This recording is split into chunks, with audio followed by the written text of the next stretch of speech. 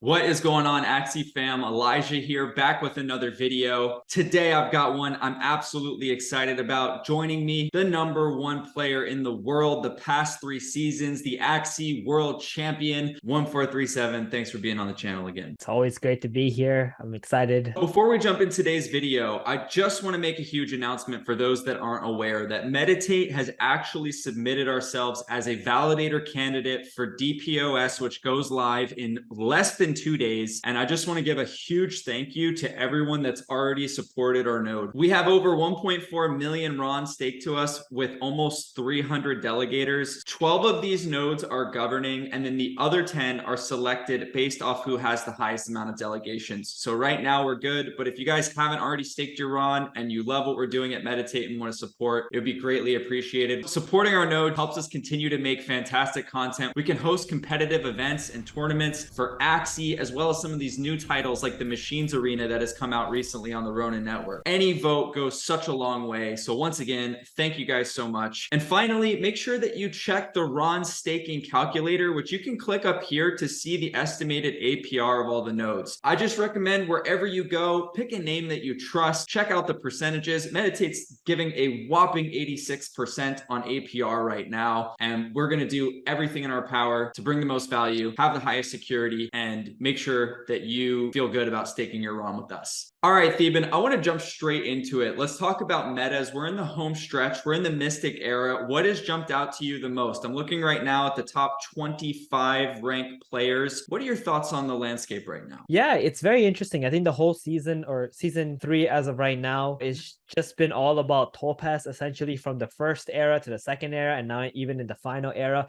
But there are a lot of other teams that are able to contest it and also be in contention for being #1. We can see on the leaderboard in the top 25, it's mostly Topaz, Poison, Jinx, and lots of sustain. Like, I'm talking a lot of sustain comps. Shield comps are incredibly powerful. I'd say they're probably the most powerful. Even Topaz comps have a really difficult time against them if they don't have a shield leecher. And one, I think, a comp that will probably show up more towards the end of the season as well, closer to the last 2 days, is going to be the Perch one-shot kill combo team, which has also been very popular in the past season. It's going to be really difficult to find on the marketplace, just like any of the other top 25 teams. The reason why you don't see a lot of those if you're a new player and starting out is because these are not easy to find Axies. Right. They take very specific Axies to make them work, and they're going to cost you an arm and a leg to attain. Would you say it's safe to tell people, like, maybe not to really chase too hard at this point if they're not already with like that top 50 contention team, to maybe stick to their guns or what they like to play or what they've been able to accumulate along the way? I would completely agree with that. I think trying to just use what you have, or just making very small upgrades to your team and getting those efficient leaderboard rewards, can actually help you get to a point where one season you're the one who's the first one to find the meta. Generally, when you're the first one to find the meta, the price of the Axies are not going to be so expensive. If you're going to be chasing the meta, then you're going to be paying a lot more, because most of the Axies are either gone already, or you're going to be buying from someone who's just trying to mark up the price and sell to you at a higher point. That makes a lot of sense. So, for me, we're going to take a look at a really nice AoE team today, which I'm excited to try. And we can see that it does creep in the top 50. And there's a few examples as you start to enter into this region. So still very doable as well. And I'm going to go ahead and begin to break down the team that Theban just walked me through buying a few minutes before filming this. Pretty busy season for me with staking coming out and making sure that we get our node up and running. So I haven't been playing a ton, but I do have the best player in the world to help me along if I decide to push toward the end, or I want to make a great video for you guys. And let's start with this bug that I ended up getting actually a really good deal on for 0.045 Ethereum. Yeah, this has a lot of utility on it. On this bug, it also has damage with the Tri-Feather and the Winghorn to close out games. You have the possibility of putting this bug in the front, middle, or back. And this is actually a bug I used last season as well, so it has lasted the test of times. And I feel like in the future seasons it could be usable as well. So when I'm looking at Axies to recommend to people, I'm always trying to think, okay, what can you maybe use in a future season or in tournaments, or has multi-purpose? And I feel like this is one of those Axies that did, and it's going to be, this is pretty much like as good as it gets, and you Yeah. got it at a very good price for it. For sure. I'm very happy with the pickup. If you're looking to do something similar, but save a little money, you can always change the eyes, because what makes this most expensive is having nerdy on the eyes. So if you look for the same exact moveset, you have other choices. For instance, Chubby, it's somewhat of a filler slot if you pick Chubby, but it's only $46. You have Robin, you have Puppy Eyes, you have Little Keys. There are decisions you can make where you can spend probably half of what I ended up spending on this particular bug. So moving on to your next selection for me, which was this really cool looking Dawn with double Kataro. Yeah, this is a very interesting Axie. So last season when I won, I was playing this double shrimp build. And since then, there's been a lot of shrimp Axies that were bred to a point where they've become extremely cheap, mainly because AoE is just not as strong as it was in the last season, or multi-hit AoE kind of combo. And this Axie last season would have costed you like 0.3 plus. And we found this at what price? So we got this for 0.075. So it wasn't the cheapest and it wasn't the most expensive. Right. And the reason why we actually went for this Axie is because it's got almost a near perfect skill set for an AoE Axie.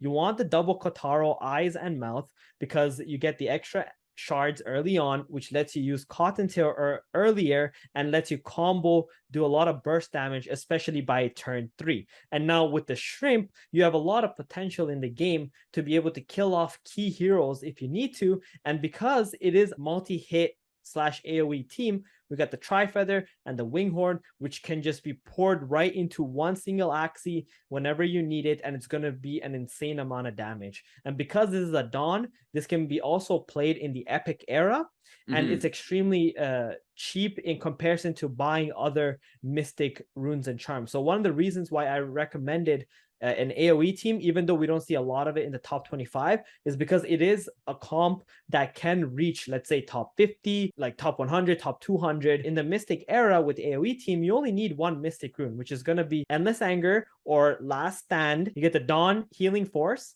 and with the bug, you can just add on a Shield Leecher, which is, both of these runes cost under $5.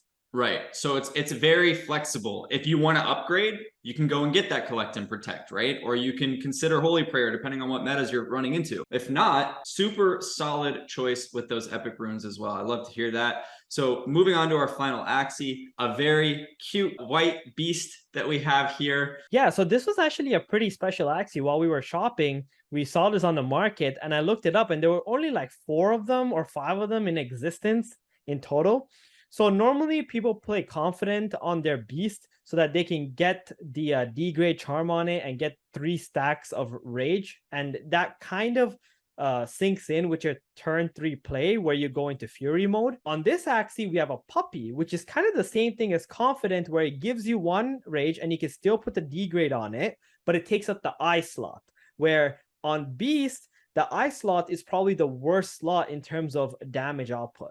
And now we've added Kotaro into the mix. So when you're raging, you actually don't get any shards from your attacks. So the Kotaro can help a lot before you go into your rage turns for you to attain the shards that you need. So during your turn 3, when you're going into Fury with 10 stacks, you're going to be able to possibly even play 5 energy worth of cards in 1 turn. That's very exciting. A super high throttle team. The last thing I'll say before we jump into gameplay, if you're looking for a cheaper version of this Dawn, since it was a little bit pricey around 0.075, and you want more of a classic AoE team you can push with, well, you can always just go with one without the shrimp and Grandma Fan instead, and it's only going to cost you $33 as of now. For the Beast, we decided to splurge a little bit because, like he said, quite a rare moveset. So it costs 0.11 for this Beast, but if you want to stay tight and keep things a little bit more lean with your finances, you can go with something like this instead, where you still have the puppy eyes and you pick perhaps a more commonly found Axie Kiss on the mouth. And the other option would be you can just forsake the puppy eyes, go for the confident mouth, and have a different eye. It could be any damage part, and that would be a lot cheaper even. So you can actually run an entire AoE team that is capable of getting into the top 200 for about $100 to $150. That's including the runes and charms, assuming you're going to get your endless anger from your free box. That's awesome. So now that we've purchased our team, we're just going to run through the runes and charms real quickly before we jump into the arenas. So Theban, I'm going to have you take it away, starting with our bug up at the front line. Yeah, so the bug in the front is going to have a leecher on it. We're going for the very cost efficient build. It's really strong. There's not much difference, or not too much difference between this and collect and protect. It's going to make you a lot better against shield comps, obviously. And you can see the charm setup we have here. We got the retain on the winghorn, just so that we have that always ready for us on our team. We got the nerdy with the retain as well. This is so that it can help us find the combo pieces that we need if we can get the Fury on turn 3 and try to do as much damage as we can. Then we got the Mask of Frenzy on the Confident. It can help our beast go into the Fury mode on turn 3. One thing you can do is also drop the Scotch tape on the front line of Winghorn. It's not 100% necessary when it's in the front. Of course, if the bug is in the middle or the back, you 100% do want to have a Scotch tape on the Winghorn, as it's not a card that you're going to be using on your early turns. That makes sense. And then we've got our beast, our MVP right here at the midline. Yeah, so we're putting the beast in the middle. Some people you'll see put the beast in the back, but in the current meta, there's a lot of backdoor teams with shrimp, or maybe they're using rocket stamps or sun stamps. So putting the beast in the middle kind of protects him. We got all the possible damage on this beast. The puppy with the beast energy drink means that we're going to get 3 rage stacks when we use it. It will also remove a curse from our deck, which could be very helpful against Jinx teams, for example. And this team is actually really good against Jinx comps because of the amount of retains that we have and how much damage output that we can put out. So it's going to be really difficult for the backdoor guys. Very straightforward. We're just trying to get into our Fury mode. And finally, we've got our multicolored Dawn back here, double Kataro. We're going to go with the Healing Force for now, which, as you mentioned earlier, similar to the Leech, is a very comparable choice for the value. The very interesting thing about Healing Force is that it's actually the best rune for AoE. It's better than like all of the other runes, just because of how much damage it does over every single turn. And it can also heal up your team a little bit, which can make them tankier. It's extremely important to have this. You can play Holy Prayer if you need to, but you would rather play Healing Force because it can bring them below that threshold where Winghorn can do a lot of damage as well by giving you those daggers. And with this Dawn in the back, it can also be a very good closer. Even if your beast dies, it does not matter. You got the double Kataros, which do a lot of damage. You got the shrimp, where in the late game you can just shrimp to the back, drop the Winghorn, and then you can get the stacks of feathers from that, and then you can hit the front afterwards to finish off games. You have a lot of flexibility, a lot of potential with this backliner. Awesome. I'm super excited about this team. It feels really good. I'm lucky that I have Theban to walk me through and go pick something out. So we're down here in Bear. We're going to jump into a game now. We got to start somewhere. I got a late start to the season, but who knows? Maybe I'll even make a push for it. And we're up against a Little Owl team. Interesting. So we've got the taunt on the back line. We'll go first, right? Yep. Always, pretty much. Against aggro teams, we want to go first. Maybe against poison teams might be the only situation where we would want to go second if we're trying to like mess with their draws a little bit. So against this owl team, our goal is just going to be to do as much AoE damage as we can. We won't be able to shrimp the owl because he's put it in the middle. He's also got a cattail, but that's okay. That cattail can actually work to our advantage, because if that is used, then you can just throw an entire Winghorn into it. Bit of an awkward first round draw, but I guess we'll just play the attack cards, right? Yep. So puppy first for the earwing damage, because the rage stacks do more. Exactly. So each rage stack gives you 2 damage. So getting 3 stacks there is gonna give us 6 damage, and that's gonna let this earwing do more than if you just kept the puppy in your hand. And we might as well start on this backliner, right? Because he's going to be a pest later on. And if we kill it, then the more accessible the mid becomes. Sounds great. Especially with the Winghorn. We don't really want to waste that Winghorn either. We want to use that when we go into our Fury. All right, heading into our second turn. Seems like a good time to get some feathers going. Yeah, we're definitely going to need some feathers. I would actually try to use the tri-feather on the midliner first, just to see how many stacks we get, because if we get a lot, if we get 3 stacks, we can actually play that Kotaro and be a little bit more greedy, so we can get a Cottontail turn next turn alongside our Fury potentially. Super cool. Okay, let's try that out. We get 3. That works. We passed up on gaining feather damage stacks there by gambling to just start the feathers. And then now we can get, actually, we can still get 2 by playing Kataro if we hit 2 targets, and we're going to get the energy fragment boost. Yeah. And we hit 1 target. Oh, we actually get 2 no matter what because we hit twice. That's great. So unfortunately, we didn't get the extra shard that puts us at 5. And we are kind of on a timer on our frontliner bug to get that Cottontail out because of the little owl Axie. It can do a lot of damage. So next turn, depending on our draw, we might even be able to kill that midliner or be able to get our Cottontail out. Either one would be a great situation for us. Wow, why did we go back to 3? He used Rice and he stole one of our shards. Ouch.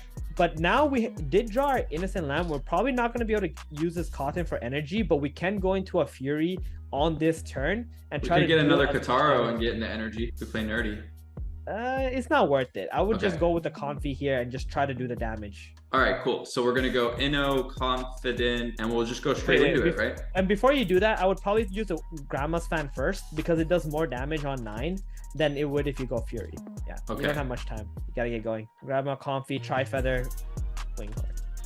I think we're going to get it off just in time here. Let's get the feathers out onto the midliner and kill him, especially because he does have those stacks of rage. This is going to do a lot of damage against him, and now we got the biggest kill, which is the owl. Clean him up, Theben. We're going to climb these ranks. I'll see you in the top 10 in no time. I'll see you there soon. We're going to run into problems eventually, but right now it's pretty smooth sailing with this high throttle, high powered AoE team. And you guys got to see that there's many modifications that you can make where you don't have to get exactly what we have, but you have hopefully a good indicator and a good direction of what to search for if you're trying to make a push toward the end of the season and not spend too much money. Yep, and the biggest thing is, you can make a different version of this team just for about $100 to $150 max. This includes the runes and the charms, especially if you can get the Endless Anger for free from your choice box. Amazing. Guys, thanks so much for watching. Thanks again, Theben, for coming onto the channel once again and sharing your wisdom and helping all of us Axie players improve. Guys, don't forget to stake your Ron. Meditate Node is up and live. If you want to delegate with us, it'd be muchly appreciated. Thanks for having me again, Elijah. It's always a pleasure to be here and share some of my knowledge with everyone. I'm looking forward to the next one. Thanks again for watching, guys. Love you. Catch you in the next video. Peace.